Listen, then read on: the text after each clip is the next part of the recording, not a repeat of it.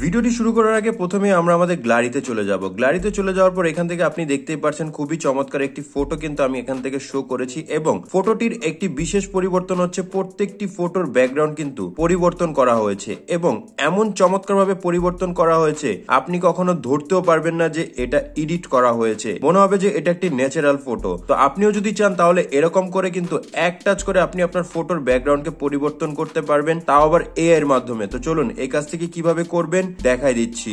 বন্ধুরা, ভিডিওটি ভালো লাগলে অবশ্যই এখানে লাইক অপশন দেখতে পারবেন, এখানে জাস্ট আপনারা ভিডিওটিকে লাইক করে দিবেন এবং বন্ধুরা আমাদের নতুন ভিডিও পেতে আমাদের এই চ্যানেলটিকে সাবস্ক্রাইব করবেন। সাবস্ক্রাইব করার পর এখানে দেখতে পারবেন নোটিফিকেশন বেল আইকনটি শো হবে, এটাকে জাস্ট অল করে দিবেন।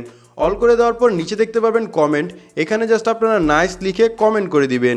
এখানে সিম্পলি আপনারা নাইস লিখে একটি কমেন্ট করে নেবেন। ধন্যবাদ।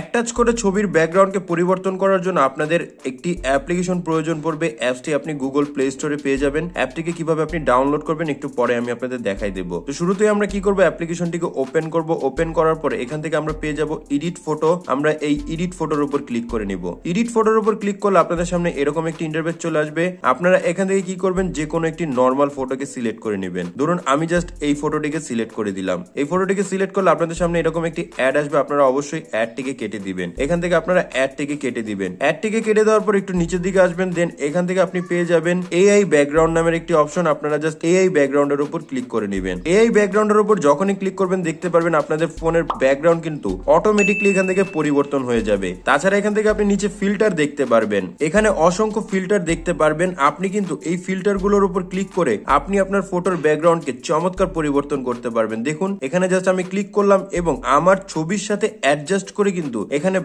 ব্যাকগ্রাউন্ডটি পরিবর্তন হয়ে গেছে। দেখুন এখান থেকে আমার ব্যাকগ্রাউন্ডটি ছিল কি ব্লার ব্যাকগ্রাউন্ড, অর্থাৎ ডিএসএলআর ফটোর ব্যাকগ্রাউন্ড। এখানে কিন্তু ডিএসএলআর ফটোর মতোই দেখাচ্ছে। তাছাড়া আপনি এখান থেকে অনেকগুলো অপশন পেয়ে যাবেন, টেক্সচার, ল্যান্ডস্কেপ, তারপরে এখান থেকে এলিগেন্স, তারপরে ফেস্টিভ্যাল, গ্লোবাল।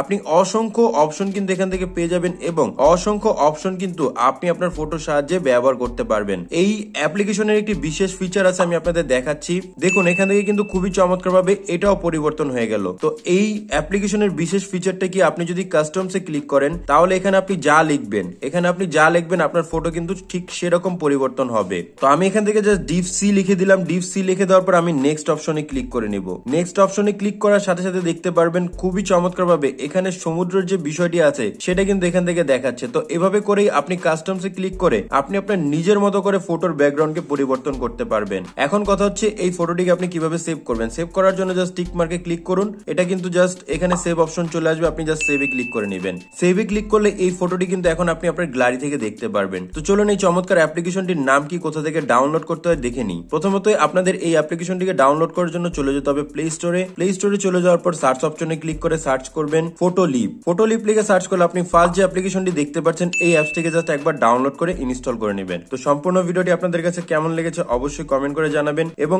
এরকম আরো চমৎকার ভিডিও পেতে আমাদের চ্যানেলটিকে সাবস্ক্রাইব করবেন।